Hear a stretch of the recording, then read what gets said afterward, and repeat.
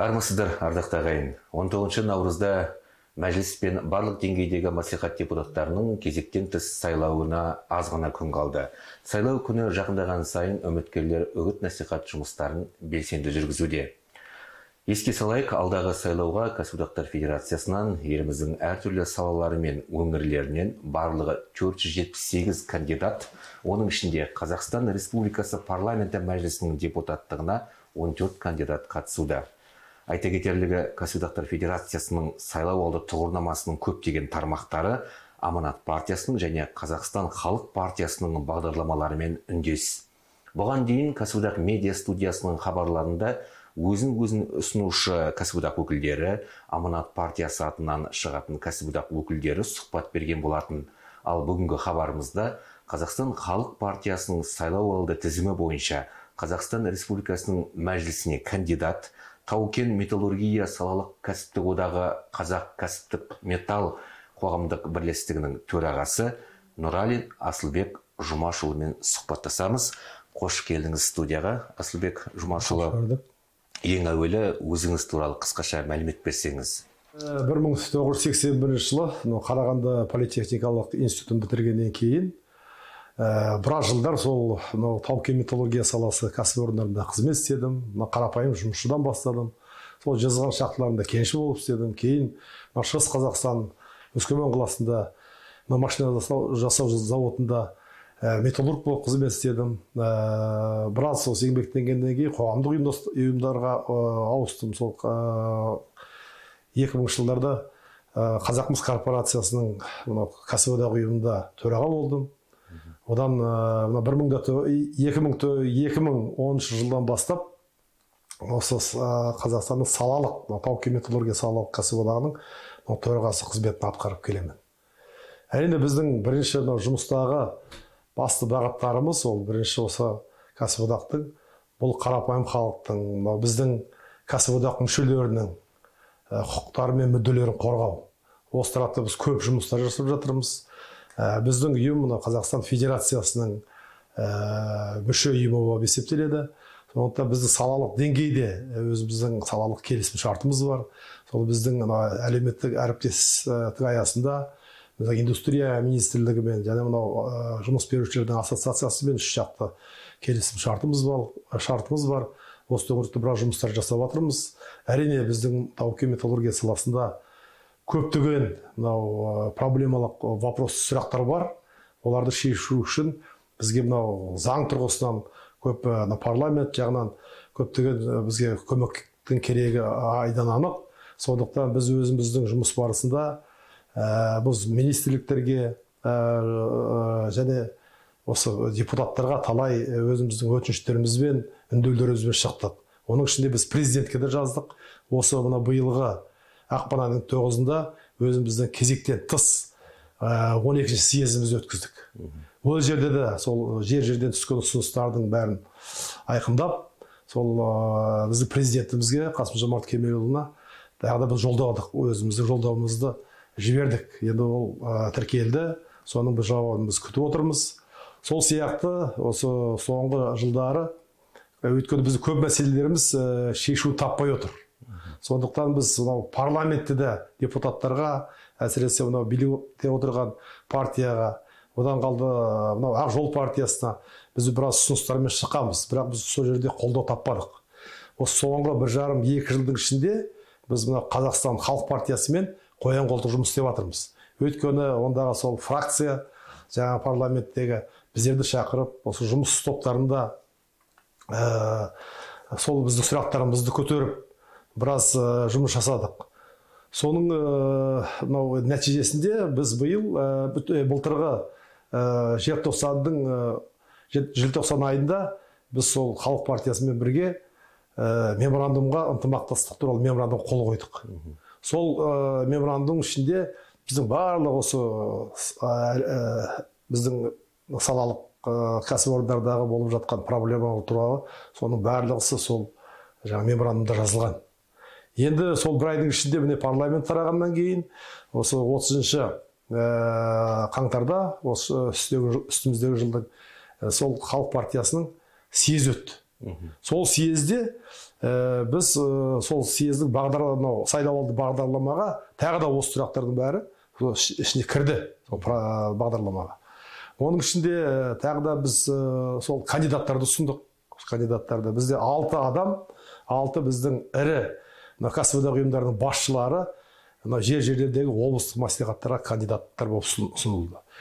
Одан қалды 2 біздің біреу келші, мынау жезқазған қазір Ұлытау облысынан мынау Сапаров Нұржан деген азамат кенші, сол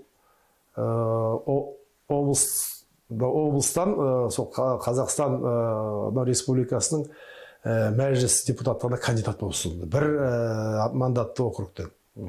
Одан қалды 2-ші біздің азаматымыз, бұл ArcelorMittal Теміртау дағы металлург азамат Жусупов Загит деген азамат. Ол жаңағы Қарағанды облысынан осы кандидат болып тіркелді. Жаңағы кандидат болып, жаңағы мәжіліс депутаттығына. Енді менің де сол партия басшылығы, сол саяси кеңес, Қазақстан Халық партиясының саяси кеңесі үлкен сондай бір сенім жасап, сол партиялық тізімге мені де қосып, сол жаңағы өзіңіз айтқандай мәжіліс депутаттығына кандидат тіркелді. Сондықтан біз енді осы жұмыстарымызды жасап, жаңағы сайлауалды бағдарламалармен таныстырып, мысалға біздің жаңағы бағдарламалар, ол халық бәрі таныс біліп жатыр. Бұл жерде мысалға мынау біздің Қазақстан партиясының ең басты ұраны ел үшін, жер үшін, билік халыққа деген сондай үлкен ұранмен шығып жатырмыз. Асылбек Жамашұлы, бұрын енді өзіңіз де металлург болып еңбек еттіңіз. Қазір сол тау-кен металлург еңбеккерлерінің құқығын қорғап жүрсіз. Енді қазір үгіт насихат жұмыстары қалай жүріп жатыр? Аз ғана күн қалды сайлауға. Және жалпы Қазақстан Халық партиясын өзіңіз көрсетіп отырған партияның бағдарламасының аз кем түсіндіріп өтсеңіз, қандай мәселелерді көтеріп отырсыздар? Енді біз осы сайлау алды бағдарламасы таныстыру үшін, үгіт насихат жұмыстарын жүргізу үшін Қазақстанның барлық өңірлерін аралап өттік. Сондағы қарапайым халықтың сұрап жатқан сұрақтары біріншіден осы әлеуметтік еңбек қатынастары тұрады мәселе. Әрине халықтың жағдайы қазір нашар. Олардың табысының аздығы осы мәселелерді көтеріп отыр. Одан қалды екінші тағы бір үлкен мәселе жұмыссыздық мәселесі. Көп жерлерде біздің жастарымыз жұмыссыз жүр. Осы мәселелерді халық көтеріп отыр. Одан қалды тағы да бір үлкен мәселе, бұл кезінде біздің тәуелсіздігімізге қазір 30 жылдан асты. Соның ішінде ертеде үкімет басындағы басшылар, үкімет болсын, депутаттар болсын, кезінде көп уәделер берілген. Солар орындалмай жатыр. Орындалмады. Біз көп күттік, 30 жылдай халықтың ішінде наразылық бар. Оны олар ашық айтып отыр. Қазір халықтың көзі ашық, көкірегі ояу, көп нәрселерді біледі, естіп отыр. Сондықтан олар тағы да мысалы біз осы өзіміздің насихат жұмыстарымызбен барған кезде өздерінің талаптарын қойып отыр. Тағы да бұл бәлен жыл біз осындай бос уәделерді тыңдап, тағы да уақытты кетіреміз деген сияқты. Сондықтан біз енді басқа партияларға қарағанда өзіміздің жаңағы сайлауалды бағдарламаларымызда жазылғандай тек қана бос оның айтпай әрмен қарай шешу тетіктерін, шешу жолдарын айтып халыққа түсіндіріп жатырмыз. Мысалға ең бүгінгі таңда басты мәселе бұл халықтың өте табысының, еңбеккерлердің әсіресе өте аз екенді. Бұл мәселені біз соны қойып отырмыз, соның қалай шешу жолдарын айтып отырмыз. Бізде мысалға бұл мәселе біздің күнделікті өзіміздің кәсіподақта да айналысып жатқан жұмысымыз, оның мәселесі айлық мәселесі еңбеккерлердің. Оның төмендігі ол айдан анық. Бүгінгі таңда мынау біздің тау-кен металлургия саласында орташа айлық 300 мыңға жетпейді. Ал егер де бюджет саласында басқа жаңағы аз айлық алатындар болатын болса, олардың айлығы сол 200 мыңнан әзер ғана асады. Яғни кездесу барысында ел өңірлерді аралап жүрсіздер.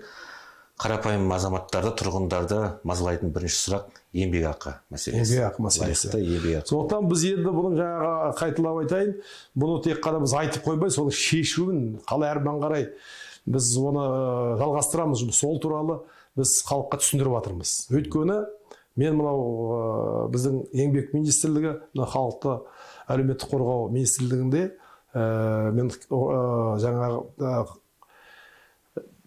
қоғамдық кеңестің мүшесімін. Қоғамдық кеңестің мүшесімін. Сол жерлерде біз талай сұрақтарды көтеріп жүрміз. Ол жерлерде жаңа мына жолдары бар. Мынау біздің ең төменгі айлықтың мөлшері бүгінгі таңда 70 мың теңге, ол бірінші біз қаңтардан бастап.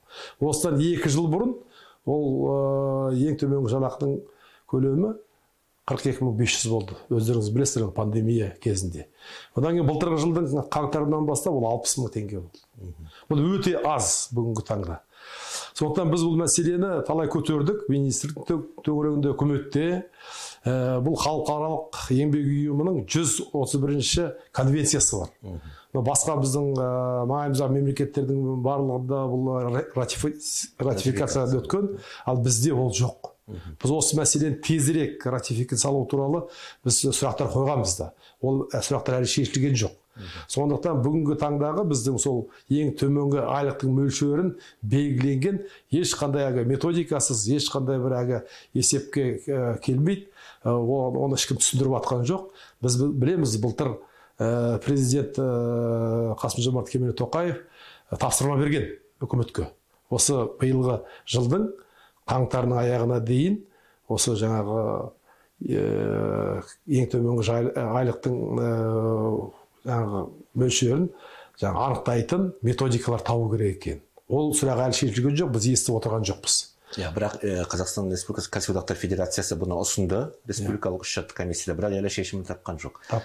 Енді бұл жерде тағы да бір айта кететін нәрсе, біз осы жұмысты біле тұрып, біз бұны өз тарапымыздан кәсіподақтар бірігіп, соны зерттедік, бұны қалай істеуге болады.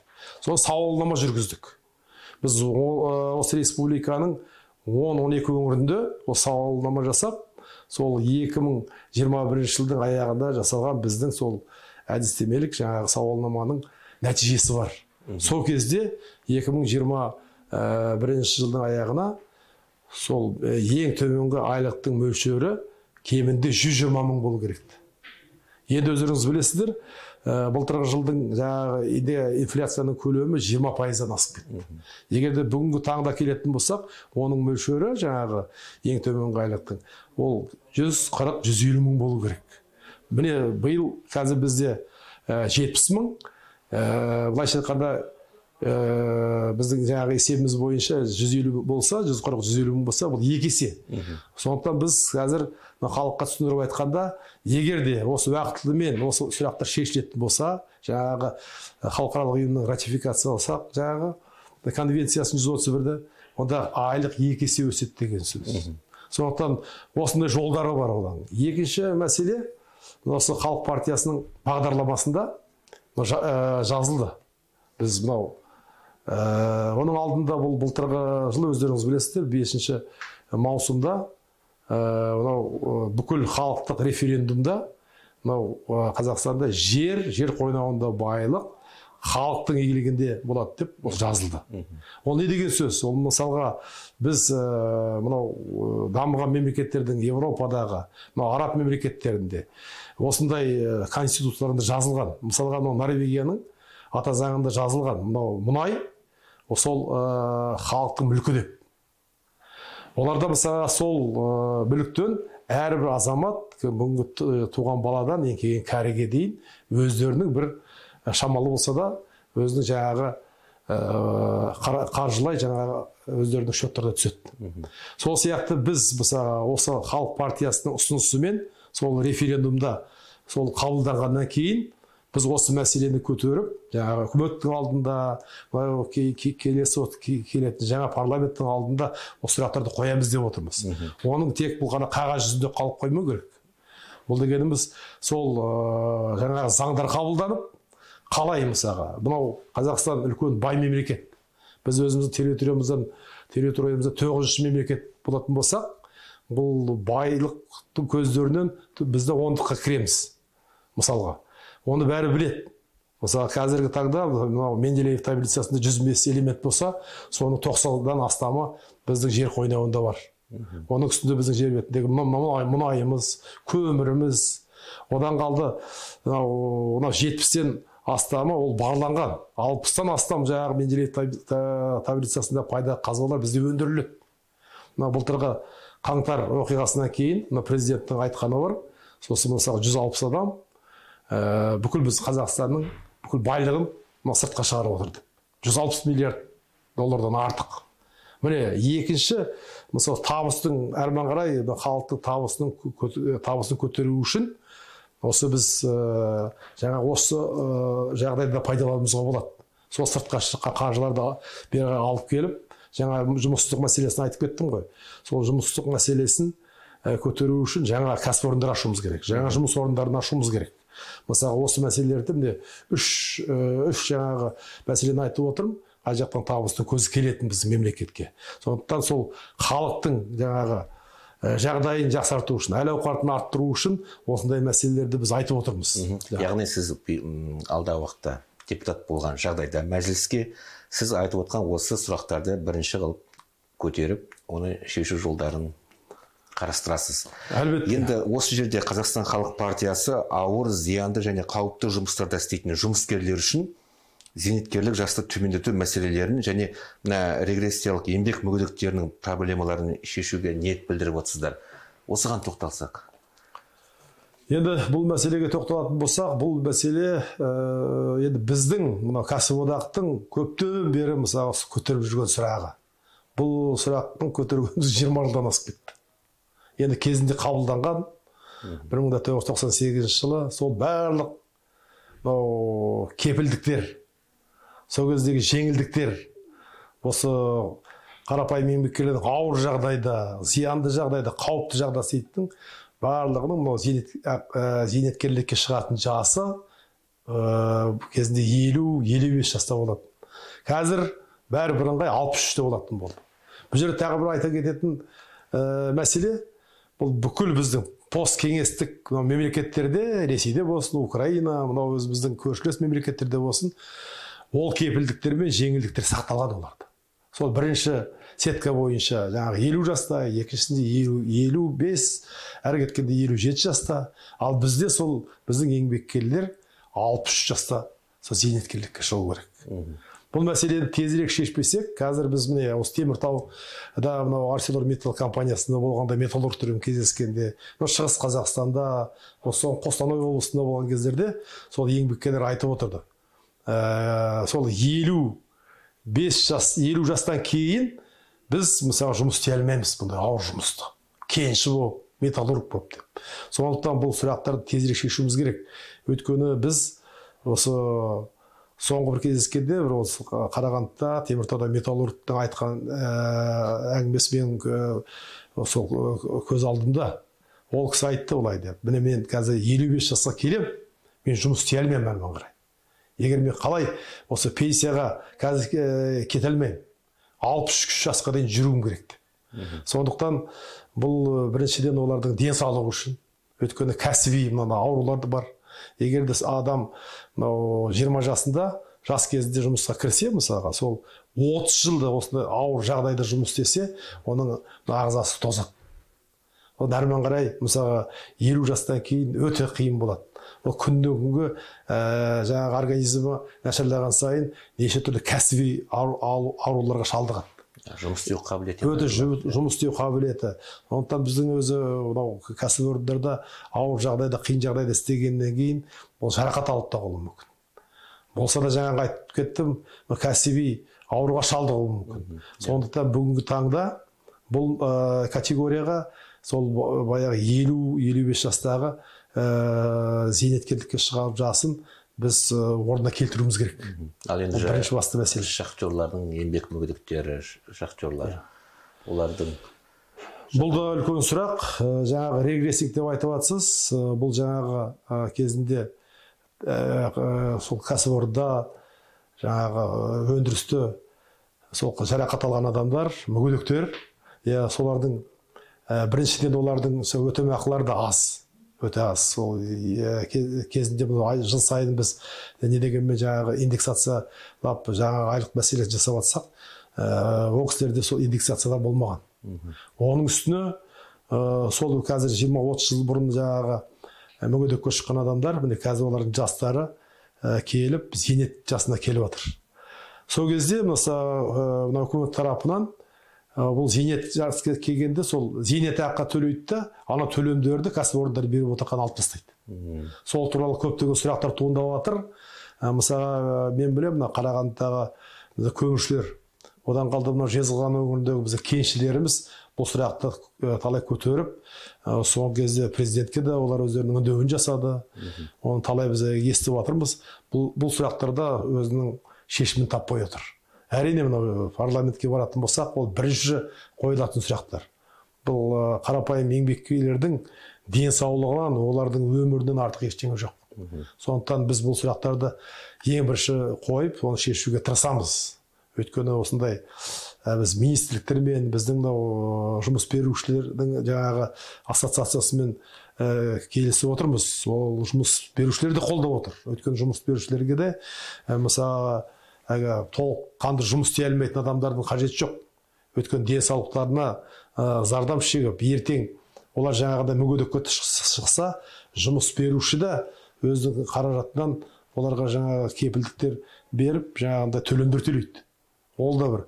Екіншіден, бұл мәселенің екінші жағы, егер де осы біздің жаңағы ауыр жағдайда жұмыс істеп, ертерек шығатын болса, жаңа жұмыс орындары босайды. Жастарымыз сол жаңағы босаған орындарға жұмысқа тұруға мүмкіндік алады. Ол да бір шешімін табатын шаруа. Қазақстан Халық партиясының бағдарламасында кәсіподақтардың қуатын арттыру деп көрсетілген. Бұл жерде енді нені меңзеп отырсыздар? Қандай жағынан? Біріншіден мұны айта кететін шаруа, бұл жаңағы біз Халық партиясымен жаңа айтып кеттім ғой, меморандум қолған кезде осы сұрақ туындады. Біздің кәсіподақтар ол тәуелсіз болу керек. Бұл кәсіподақтардың заңда да өзгерістер кіргізу керек. Ол сол біздің жаңа меморандумда сол жазылған бәрі. Соны бірлесіп жұмыс істеу керек дегенді.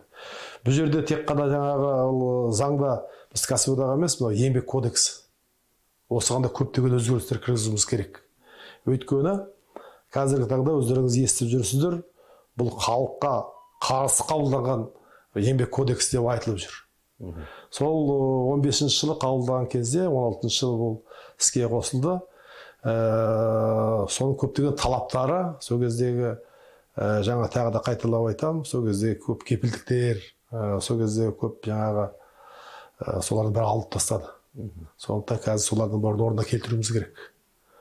Мысалға жаңағы сол зейнетақы туралы сұрақтар, одан айлық мәселелері туралы, мысалға қазір кәсіподақ болып біз мысалға оның рөлін көтеріп, мысалға айлық мәселелеріне жаңа қабылдануына біз оған кіре алмасақ, біз қазіргі таңда бұл жаңа қабылданған сол еңбек кодексіне оған тек жұмыс берушілер ғана араласа алады. Біз мысалға өзіміз кәсіподақ тарапынан оған кіре алмаймыз. Осының бәрін мысалы халықтың мүддесін, мынау заңды құқықтары қорғап отырған ұйым болғаннан кейін, егер де біз оның ең басты мәселесі айлық мәселесін шеше алмасақ, ол болмайды ғой. Сондықтан біз сол оң өзгерістер кіргіземіз деген ойдамыз. Одан қалды екінші, қазір мынау енді әлеуметтік кодекс деп жатыр, қазір қабылданады деп. Біз бұл тұрғыда да өзіміздің ойымызды үкіметке жеткіздік. Өйткені қазір асығыстық жасап қажеті жоқ. Біз оны естіп жатырмыз. Мысалы, былтырғы жылдың аяғында мынау презентация жасап, еңбек министрі бұл парламенттің алдында жаңа үкіметте біз естідік. Бірақ оған мына кәсіподақтар тарапынан біз қатыса алмадық көп жағдайда.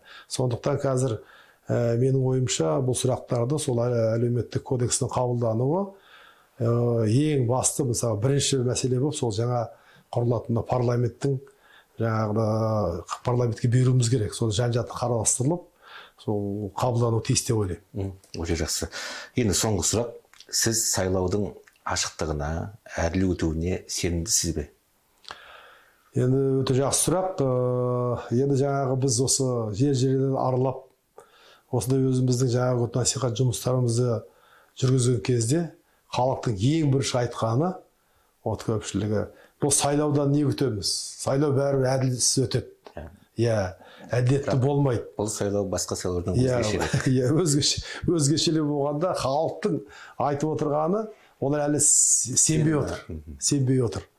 Бірақ енді біз өзіміз мынау халық партиясының басшылығы да, біздің мынау партияның төрағасы да, мынау кешегі дебаттарда қатысқанда ең бірінші қойып отырған мәселесі осы сайлауға біздің халық бару керек.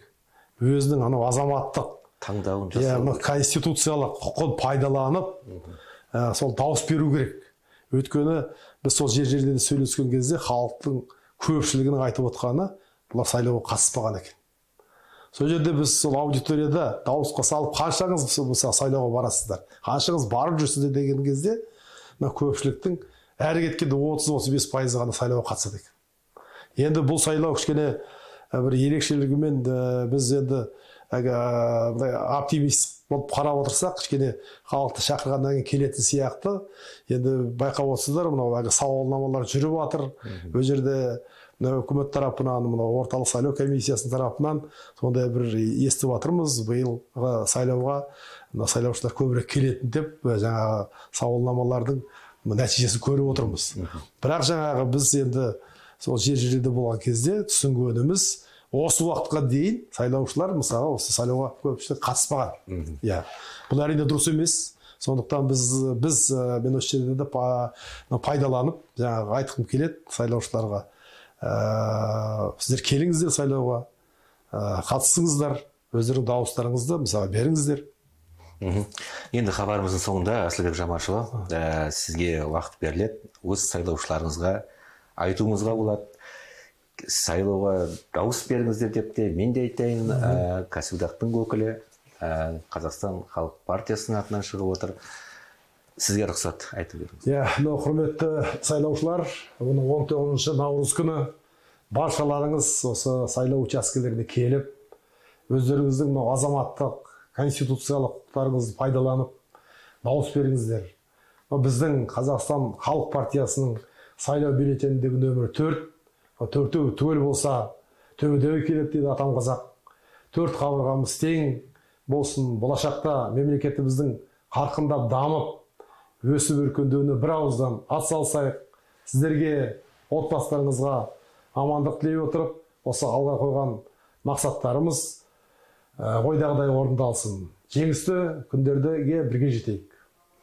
Рахмет, Асылбек Жамашұлы, эфирге келіп, студияға келіп, сұхбат берген үшін енді сізге сәттілік тілейміз.